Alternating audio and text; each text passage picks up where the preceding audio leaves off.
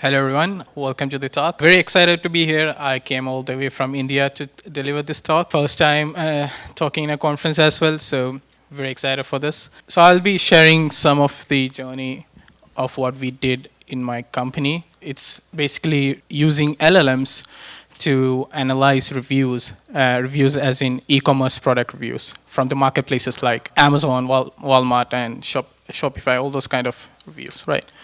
So I'm Naseem. I handle the engineering part of Xena, and I love to build products, engineer into perfection. I'm a small-time contributor to Airflow. Recent, some of my some pieces of code are there in Airflow 3 and 3.1, so I'm very proud of that. I love airplanes. I'm a big-time aviation fan, so if anyone is here to geek out with me, just let me know after the talk. So I'll just give you a context of what we do at my company. So we have these marketplace APIs that we have access to. That's a first-party APIs like Amazon, Walmart, some Shopify APIs, Target APIs, and all those APIs we have first-party API access. For example, for Amazon, we are Amazon verified partner, so we have those kind of access. And when a customer connects to our dashboard or our platform, we get the auth credentials to get the data from. Then we pull it. We have a lot of pipelines that run in the background, and we have 3 software products that we deliver insights.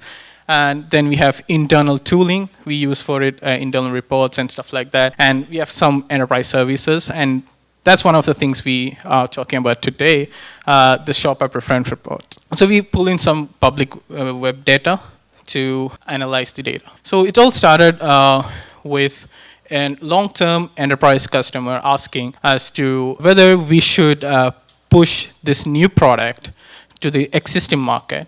So they want to know the landscape of if this product is launched, will it be successful, or what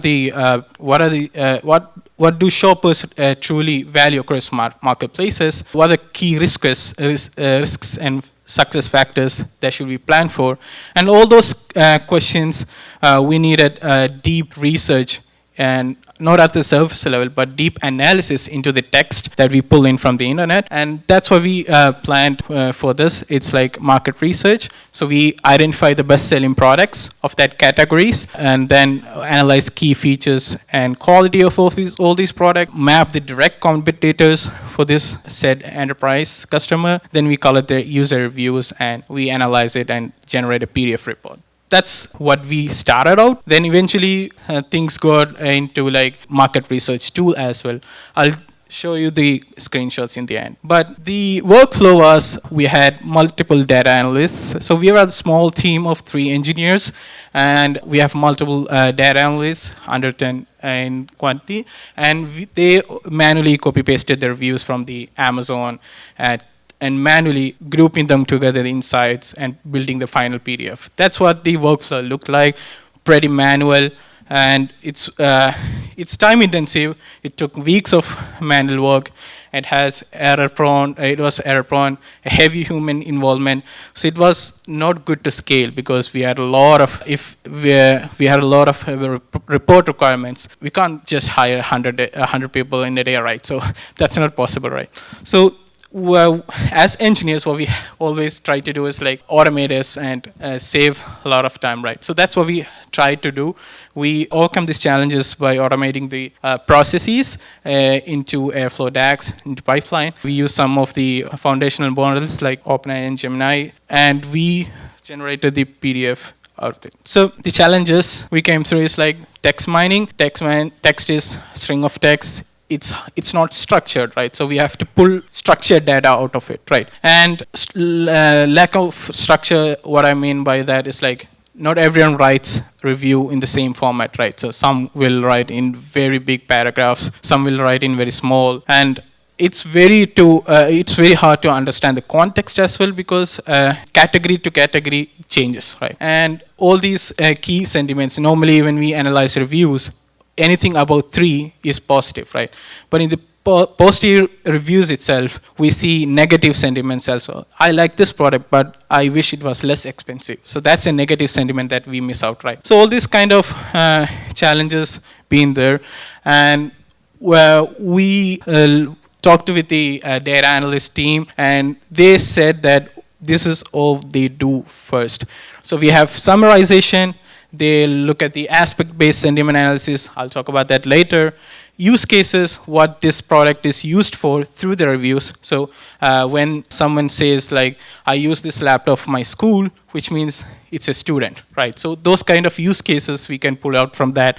You can find the buyer audience. Again, that's the buyer audience. The student use case will be for schools, right? Keywords extraction. So because we work with e-commerce brands, CPG brands that sell online in Amazon and Walmart. So there is ad optimization. So those all are assisted with keywords, right? So we can find important keywords from the reviews as well. So that is also what the analysis team said. Then we have improvement suggestion. If someone complains about something in the reviews, we can extract that from the reviews and show up in the dashboard saying, okay, these are the problems people saying, you can improve by doing this. And again, using LLMs, you can suggest that. Translation, again, there are a lot of foreign languages, non-English language reviews as well. So we come up like Arabic and Spanish reviews, and we get a really good insights also out of that, right? Then themes and topic, I'll discuss that later. So the very first and easy summarization, easy task is summarization, right? So you can see a really massive view, right? I would hate my job if I was to read this and pull in insights out of it, right? So reviews have no standard structure, and do we really need to read a full review to understand the review, right? So easy, so that's what, like with simple prompt that we give into LLM, you can get that really good output. Just don't have to read full review, just get the summary out of it. So this is simplest task you can do. Now it gets interesting when it comes to sentiment analysis, right? So these are the traditional methods that we use. There are like keyword type of things, like if you find frequency of good keywords, means more good keywords are there, then it's good, and frequency of bad keywords, that's like good, but it lacks context, right? So this is good display, but it's bad at battery or something like that. It's like it doesn't understand the context, right? And also when sarcasm and satire comes into the play, it doesn't work, right? So then again, domain-specific models. Traditionally, we have this, like for electronics, we'll train an electronics data set of reviews and understand that thing. But when a new category of products come in, we have to train again, make new models, train again, and it's very hard to, especially we are a small team, it's very hard to do that. In shallow context, again, I talk about the sarcasm and all those things there. And so in the sentiment analysis, basically I highlighted is light and easy, that's positive, light and cheap, negative. So that's where the first method fails, because light can mean good and bad, depending upon the context. Right. So that's what, so without context, the model misclassifies. Now, when you give, let's say this review, the product quality great, but delivery was late. Again, you have good sentiment here and negative sentiment there. And the overall sentiment becomes neutral, right? So we are missing out on these two aspects of sentiment analysis, and we are getting neutral, which was not ideal. And again, if you give something like a really big reviews like this, you can see that this comes out overall negative, even though battery lasts all day. It's a good feature of a phone, right? But when you look at the overall sentiment, it comes out negative, right? So that simple, when you bring a simple change to the prompt, you get better results, right? So now when you change the prompt into something like this, identify the key aspects mentioned and classify whether it's positive, neutral, or negative, right?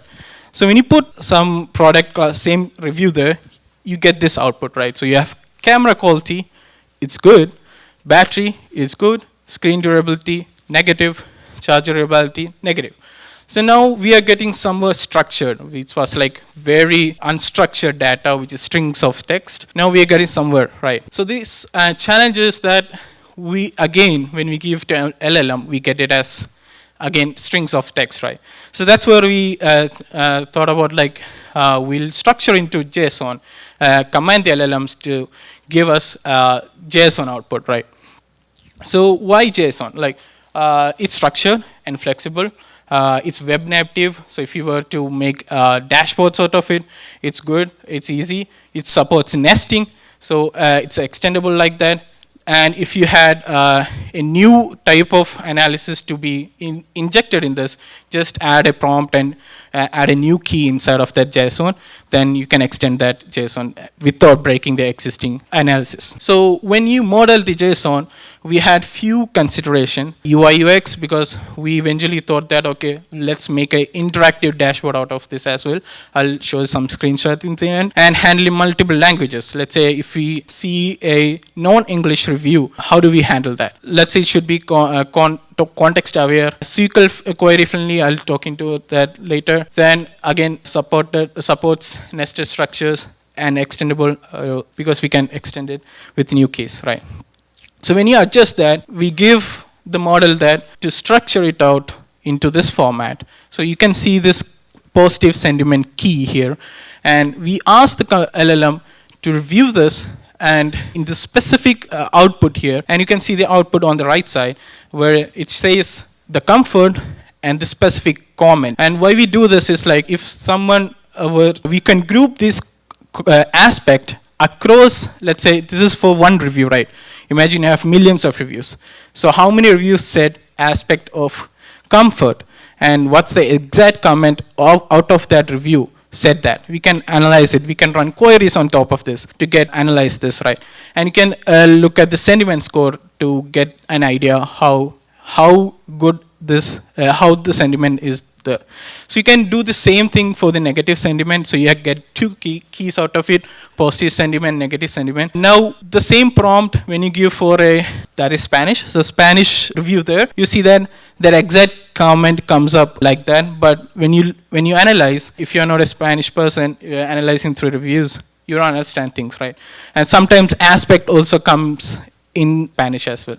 So that's when we add new key comments translated, and we'll have that original comment that made in original language, and you have the translated comment in English. So you can imagine how the UI can turn into it, right? So that specific comment in original view, we can highlight that specific part. Otherwise, you can show in English as well. Now, themes and topic. This is a traditional way of analyzing review. We can broadly categorize in high level as themes. Then we have, under that themes, we have nested topics. So this can be under product quality, it can be durability, comfort, material, all those things. Then under delivery experience can be different aspects as well. So again, we can model with this JSON prompt. You can see under product quality, we have array of objects. So that's what you get out of this. So when you save this into DB, each of these can be a row, or we can that's the power of JSON. We can store it in a way we like, and we can just extend it however we want. So this is like a raw data, but structured for us to later use later, right? Now these are other tasks we can do by our audience. You can is array of strings, use cases array of strings, improvements array of strings, keywords that should be extracted also is array of strings. And the result is this text, which is very well string of text.